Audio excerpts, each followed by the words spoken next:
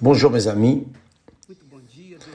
que Dieu vous bénisse, que ce jour soit le meilleur de votre vie, le meilleur, pas plus ou moins, mais le meilleur, que ce jour vous veniez refaire, reconstituer, reconstruire votre vie par la foi dans les promesses de Dieu. Laissez-moi vous dire une chose ici qui est très importante pour vous qui nous accompagnez. Dieu est le Dieu de la paix. C'est le créateur de la paix. Il est la propre paix. Dieu est paix. Dieu est Père. Dieu est paix également. Cependant, vous avez besoin de savoir, et la plupart des personnes dans le monde ne le savent pas, c'est la chose suivante. Quand Dieu a délivré Israël de l'esclavage des Égyptiens, vous pouvez voir toute l'histoire d'Israël dans l'Ancien Testament à partir de Genèse. Lorsqu'il les a délivrés, il a délivré ce peuple de l'esclavage. Israël était un peuple, les fils d'Israël étaient esclaves, vraiment, tout comme la plupart des personnes sont esclaves du péché, esclaves d'elles-mêmes, de leurs émotions, sentiments, de ce qu'elles pensent, de leur orgueil, de leur prépotence. Enfin, les personnes sont malheureusement esclaves. Et l'esclave n'a le droit à rien si ce n'est être esclave. Voyez, quand Dieu a délivré le peuple d'Israël de l'esclavage, il montre clairement qu'il n'est pas seulement le Dieu d'Israël. Il n'a pas été seulement le Dieu d'Israël. Il est le Dieu de toutes les personnes qui croient en lui. Qu'ils soient juifs ou grecs, peu importe, catholiques, spirites, évangéliques, musulmans, indiens, quel que soit, il est Dieu de toutes les personnes, c'est-à-dire il est le Créateur, le Père, de lui viennent toutes les choses. Donc, l'histoire du peuple d'Israël et se répète dans la vie de beaucoup de personnes qui ont été aussi délivrées d'elles-mêmes, de ce qu'elles pensaient. Ces personnes, nous mettons leurs témoignages tous les jours. Cela montre que Dieu est Dieu. Il est le Dieu de tous ceux qui l'invoquent. Mais comment Dieu fait-il? Comment est-ce que le Dieu de la paix amène la paix aux personnes? Comment est-ce que ce Dieu travaille pour modifier l'histoire de chacun de nous? J'étais esclave. Dieu m'a délivré. J'ai cessé d'être esclave. Vous aussi, qui un jour avez été dans l'esclavage du péché. Comment est-ce qu'il travaille? Comment est-ce que Dieu travaille? Voyez, dans l'histoire d'Israël, il est dit, quand Dieu a délivré Israël de l'esclavage des Égyptiens, quelle est la première chose que Dieu a faite? Là, au mont Sinaï, il a fait une alliance avec Israël à travers Moïse.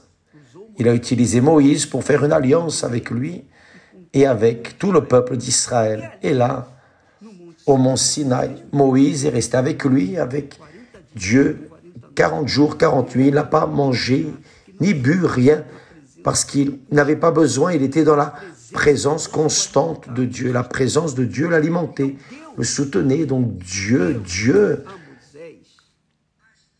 a donné à Moïse les lois et les commandements. Pourquoi? Pour qu'à travers ces lois, ces commandements, le peuple qui était esclave vienne avoir un ordre, une direction, vienne avoir une éducation, une règle, une loi, un ordre, une discipline. comme cela arrive dans tous les pays du monde. Dans tous les pays du monde, y compris parmi les Indiens, parmi les personnes qui n'ont rien à voir avec Dieu, rien à voir avec nous, la société moderne, Dieu a donné la tête pour instituer des règles, de l'ordre, de la discipline. Parce qu'imaginez un peuple sans règles, sans discipline, sans ordre.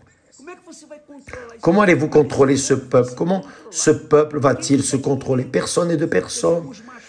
C'est-à-dire les plus forts vont prévaloir sur les plus faibles. Donc Dieu a institué des lois, des commandements pour que ces enfants d'Israël, ce peuple d'Israël, viennent se transformer en quoi? En une nation. Une nation. C'est ce qui arrive, ce qui doit arriver avec nous. C'est arrivé avec moi. J'étais ainsi. J'étais un esclave. Depuis le jour, je ne pensais qu'à moi. Je ne pensais que moi qui avais le droit, d'abord moi, ensuite moi, et troisièmement moi. Quand j'ai été délivré de moi-même, de ce que je pensais, de mon esclavage, et que j'ai commencé à lire la parole de Dieu, j'ai compris que je devais me soumettre aux règles, aux lois, à l'ordre, à la discipline que Dieu nous donne à travers sa parole. Quand Dieu dit les méchants, c'est-à-dire les mauvais, les pervers, les cruels, les rebelles, les méchants n'ont point la paix. Ils n'ont point la paix. Ce n'est pas parce que Dieu leur a enlevé la paix, non, c'est parce que ils sont esclaves de ce qu'ils pensent, ils sont esclaves de leur égoïsme, de leur orgueil, de leur vanité, de leur désir, vouloir. J'étais ainsi. Quand j'ai connu la parole de Dieu, j'ai commencé alors à soumettre ma vie en accord avec les enseignements de Dieu. À partir de là, la parole de Dieu est entrée dans ma pensée et je me suis discipliné. J'ai commencé à me conduire en accord avec la parole de Dieu. Par exemple, juste à titre d'exemple, une personne m'offense. Donc je vais lui donner l'échange. Non, je vais prier pour elle. Mais cela n'est pas normal pour une personne qui continue esclave. Mais pour une personne qui a été libérée, elle comprend qu'elle va pardonner l'autre personne. Si quelqu'un me frappe sur une face, alors j'ai appris que je dois donner l'autre face. Jésus enseigne cela. Jésus enseigne à pardonner. Jésus enseigne la miséricorde. Jésus enseigne la bonté. Jésus enseigne à donner ce que nous avons, ce que nous recevons de Dieu. Et c'est ce que nous essayons de faire, vous donner ce que j'ai reçu de Dieu, juste cela, juste cela. Mais c'est tout. Parce que ce que j'ai reçu de Dieu, sa parole, ses commandements, sa discipline, ses lois disciplinaires, ce ne sont pas des lois pour enlever mon moi, ma volonté, non. Pour me rendre esclave religieux de la religion, non. Ce sont des lois pour que je puisse vivre dans la discipline, dans l'ordre, pour que ma conduite en relation à moi-même, en relation à mes semblables et par-dessus tout en relation à Dieu, soit une conduite pure en accord avec Dieu. Ça, c'est aimer Dieu au-dessus de toutes les choses. Vous écoutez sa parole et vous vous adaptez, vous soumettez à sa parole, alors vous aimez Dieu. Lorsque vous aimez Dieu, vous avez la capacité d'aimer votre prochain. Lorsque l'on n'aime pas Dieu, on n'a pas la capacité d'aimer notre prochain. C'est la réalité. C'est ce que Dieu a fait avec Israël. Et c'est ce que Dieu fait avec tous ceux qui se soumettent à sa parole. Comprenez-vous, mes amis? Quand la personne décide, ce n'est pas qu'elle sent, non, elle décide dans sa tête, je vais obéir, je vais me soumettre à cette parole, je vais servir Dieu. Je servais à moi-même, je servais le péché, je servais les drogues, l'alcool, je servais des femmes, des hommes. J'avais une vie déréglée, une vie sans discipline, bien sûr. Si je vis une vie déréglée, une vie désordonnée, comment puis-je avoir la paix? C'est impossible, parce que le désordre, le manque de discipline fait que nous n'avons pas la paix, juste cela, c'est ce qui arrive. Donc, la personne esclave des drogues, et on ne va pas la frapper, l'emprisonner, on ne va pas enlever sa vie, non. Nous devons lui enseigner la parole de Dieu qui délivre. C'est pour cela que Jésus a dit, vous connaîtrez la vérité. C'est quoi la vérité? Ce sont les lois, la parole de Dieu, la discipline de la parole de Dieu. Vous connaîtrez la vérité et la vérité vous affranchira. Donc, quand les personnes ont accès à la vérité, elles se délivrent de l'esclavage d'elles-mêmes. Et elles ont la paix. Ce n'est pas simple. Dites la vérité. Donc, par exemple, vous allez traiter un drogué avec un fouet, avec la prison. Vous allez traiter un drogué avec des médicaments. Il n'y a pas de médicaments, si ce n'est leur mener la parole de Dieu. C'est ce que nous faisons. Nous avons les anges de la nuit qui portent assistance à ces personnes, qui vont là avec du café, du lait, avec du pain, avec quelque chose qui va soulager la douleur de ces créatures. Ça, c'est l'amour. Ça, c'est l'amour. L'amour, ce n'est pas des bisous, non. L'amour, ce n'est pas le sexe, non. L'amour, c'est donner ce que vous avez. Cela, nous l'apprenons dans la parole de Dieu. Donc, quand Dieu a donné la loi et les commandements aux enfants d'Israël qui étaient esclaves, grotesques, mal éduqués, égoïstes, chacun pensant à soi, imaginez ce peuple sortir de l'esclavage. Imaginez l'éducation. Personne n'est de personne, le plus fort vainquait ou dominait les plus faibles. Mais Dieu a donné la loi qui est juste. Dieu est justice. Dieu donne la loi de justice, donc chacun devait obéir à la loi et au commandement. Donc le peuple a été éduqué.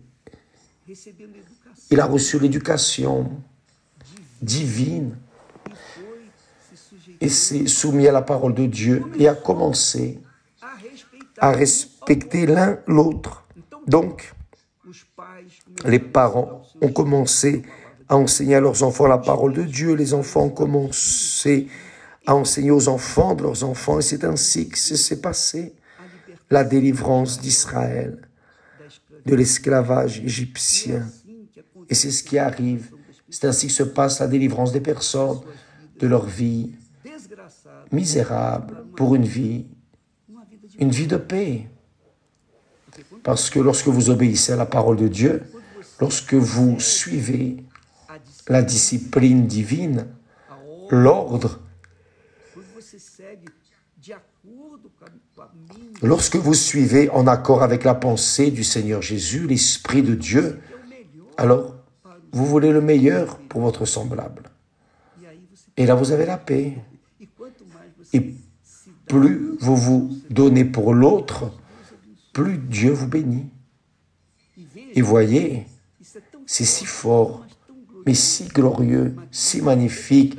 Vous devez comprendre. Bien sûr, le Saint-Esprit doit être en train d'illuminer votre compréhension. Dieu ne veut pas que vous soyez religieux, religieuse. Il veut que vous ayez une vie de qualité. C'est pour cela que Jésus dit, « Je suis venu afin que mes brebis aient la vie et l'aient en abondance. » Avoir le meilleur de cette terre, manger l'abondance de cette terre. Dieu veut le meilleur pour vous. Il veut que vous soyez heureux, il veut que vous ayez votre partenaire, votre mari, votre épouse. Il veut que votre famille grandisse en harmonie, ordre, discipline. Par exemple, si chez moi, il n'y avait pas de discipline, comment pourrais-je aider d'autres personnes? Si mes enfants n'étaient pas éduqués dans la discipline, l'ordre de la parole de Dieu, comment pourrais-je les contrôler? Je n'aurais pas de conditions. Ma force, la force de mon bras, de mon vouloir, n'allait pas résoudre les choses. C'est le problème des parents qui ont leurs enfants dans les drogues, dans les vices. Ils ne peuvent rien faire. Mais si vous éduquez vos enfants en accord avec la parole de Dieu, leur conscience va les faire suivre la parole de Dieu parce que le Saint-Esprit va orienter, va illuminer.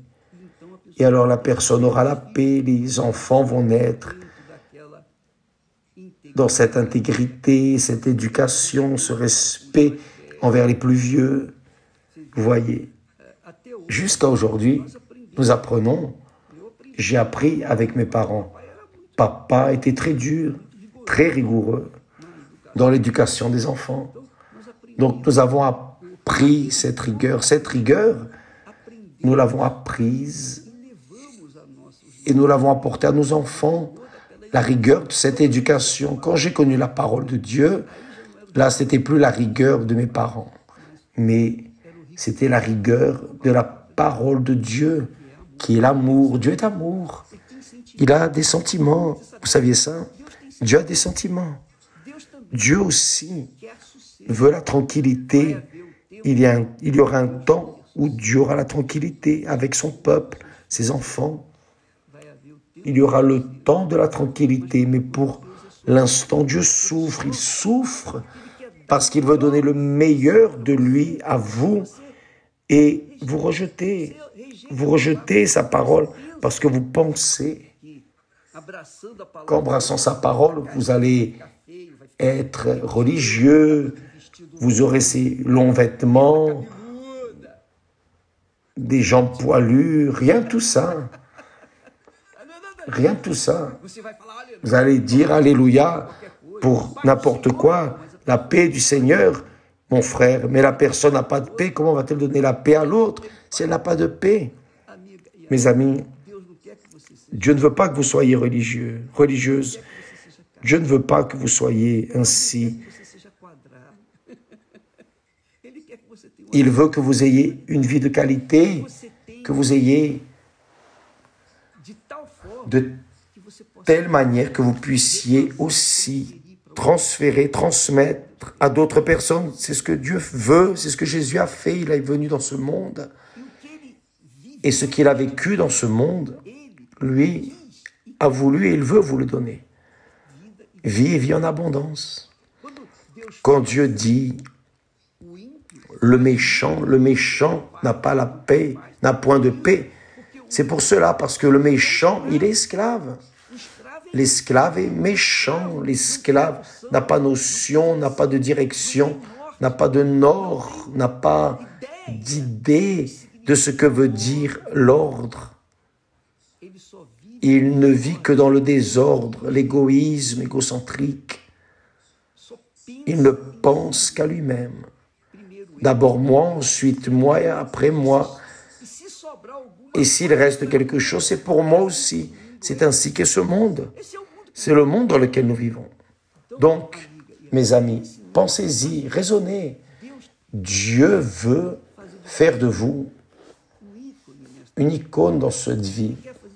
Il veut faire de vous une personne heureuse. Quand Dieu dit « Heureux l'homme qui craint l'Éternel », craindre l'Éternel, ce n'est pas avoir peur, être effrayé. Non, craindre Dieu, c'est le respecter, le considérer en premier lieu dans votre vie. C'est faire de lui la référence de votre vie, de vos attitudes, de votre jeu, c'est faire de lui votre leader, votre mari, votre père. Sa vie en vous. Dieu a fait cela avec Israël, mais Israël n'a pas reconnu. Mais Dieu offre cela à qui veut. Vous avez le droit, peu importe si vous êtes brésilien, étranger, peu importe qui vous êtes, peu importe si vous êtes drogué, si vous êtes vicié, si vous êtes une personne malheureusement rejetée partout et par tous, peut-être que vous êtes cette créature qui est née sans père, sans mère, vous n'avez pas de référence de famille. Comment allez-vous former une famille si vous n'avez pas de référence de famille? C'est pour cela que beaucoup de personnes se marient et leur vie est un enfer. C'est un enfer. Pourquoi? Parce que elles sont malheureuses et elles pensent, je vais me marier et je vais ranger ma vie, je vais être heureux. Non. Parce que si elle est malheureuse, comment va-t-elle rendre une autre personne heureuse si elle-même est malheureuse? Et l'autre de son côté, si elle est malheureuse, comment va-t-elle vous rendre heureuse? Donc, ce n'est pas possible. Donc d'abord, vous devez être heureux pour qu'alors vous puissiez rendre quelqu'un heureux. D'abord, vous devez avoir la paix pour qu'alors vous puissiez donner la paix à d'autres personnes. C'est ce que Dieu veut faire avec vous. D'abord, vous devez être libre de votre esclavage. D'abord, vous devez être une nation. Vous ne pouvez pas être encore un peuple sans ordre, sans discipline, qui vit dans le désordre de ce monde. Non.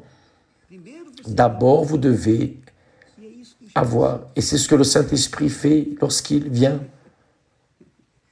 Avez-vous compris, mes amis, mes chers amis? Dieu veut faire de vous une icône dans ce monde, une référence. Il veut que vous soyez un Abraham, un Isaac. Il veut que vous soyez un David. Non commettre les erreurs que David a commises, mais que vous veniez être une référence d'homme de Dieu, comme l'a été David au début de sa vie. Dieu veut que vous soyez sages, que vous ayez la paix, pour que vous viviez en paix. Dieu veut que vous soyez la paix où que vous alliez. Et lorsque vous arrivez dans un endroit hostile, désordonné, alors votre présence fait déjà la différence. Dans ce lieu, apporte la paix. C'est ça que Dieu veut. Dieu veut, mes amis, que vous ayez la vie de qualité, de telle manière qu'il soit vu à travers vous. C'est ça même. Dieu n'est pas esprit. Dieu veut descendre sur vous et veut que les personnes le voient à travers vous, dans votre manière de procéder, votre conduite, votre manière d'être, dans votre manière d'être, et mener à d'autres personnes l'image du Dieu invisible, l'image du Dieu invisible. Dieu veut faire cela avec vous, mes amis. Lorsqu'il a dit à Moïse, au mont Sinaï, quand Moïse est descendu, le visage de Moïse brillait, même Moïse ne le savait pas. Alors ils ont mis un voile sur le visage de Moïse, parce que son visage brillait. C'est ce qui arrive quand Dieu nous parle, quand Dieu communique avec nous, ou lorsque nous nous soumettons à sa parole, à sa voix.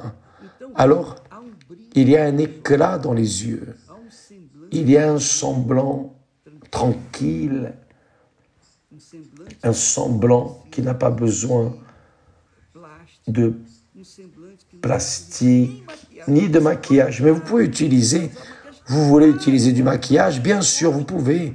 J'aime par exemple, j'aime voir Esther avec les lèvres maquillées. C'est pas la peine, mais j'aime. Je pense que c'est plus beau, enfin. J'aime. Donc, c'est une question de goût. Donc, J'ai mon goût et Dieu respecte mes goûts. Dieu respecte vos goûts. Dieu respecte ce que vous aimez. Il respecte. Mais il veut seulement vous éduquer. Il veut vous éduquer comme fils, comme fille. Oh mon fils, ma fille, ne fais pas ceci. Ne va pas là, ne fais pas. Parce que cela n'est pas bon pour toi. C'est ça que Dieu veut pour vous. Vous voyez comme Dieu est grand, n'est-ce pas? Il est paix, Dieu est paix. Lorsqu'il vient sur la personne, elle a la paix. C'est pour cela que je ne crois pas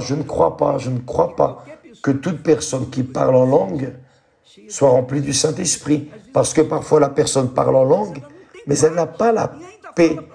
Et elle dit encore aux autres, la paix du Seigneur, mon frère. Mais elle n'a pas la paix, sa vie, sa famille est un désordre. Donc, mes amis, il suffit juste de penser un peu. Quand le Saint-Esprit est en nous, obligatoirement, aussi sûr que Dieu existe, la personne a la paix. Elle est la paix de Dieu, ici sur terre, pour ceux qui vivent avec elle. Demain, nous allons plus parler. Et ce jeudi, nous parlerons de la famille. Vous qui, par exemple, juste pour dire une chose, vous qui voulez être heureux dans votre mariage, d'abord, vous devez être heureux, célibataire. Parce que si vous vous mariez en étant malheureux, vous allez rendre l'autre personne malheureuse. Si elle est heureuse, vous allez la rendre malheureuse. Et vous n'allez pas trouver une personne heureuse pour vous. Si vous êtes heureux, vous aurez des yeux. Ça, je parlerai jeudi. Vous êtes notre invité au temple de Salomon à 20h, d'accord? Que la paix que Dieu m'a donnée soit avec vous maintenant, en ce moment. Que le Saint-Esprit, l'Esprit de Dieu, l'Esprit que Dieu a fait reposer sur moi, vienne reposer sur vous. Maintenant, illuminant votre intellect, votre pensée, pour que vous sachiez, pour que vous ayez la connaissance de sa volonté pour votre vie, pour que votre âme vienne se soumettre et votre corps remercie, et que vous soyez heureux. Que Dieu vous bénisse et à demain. Grâce à Dieu.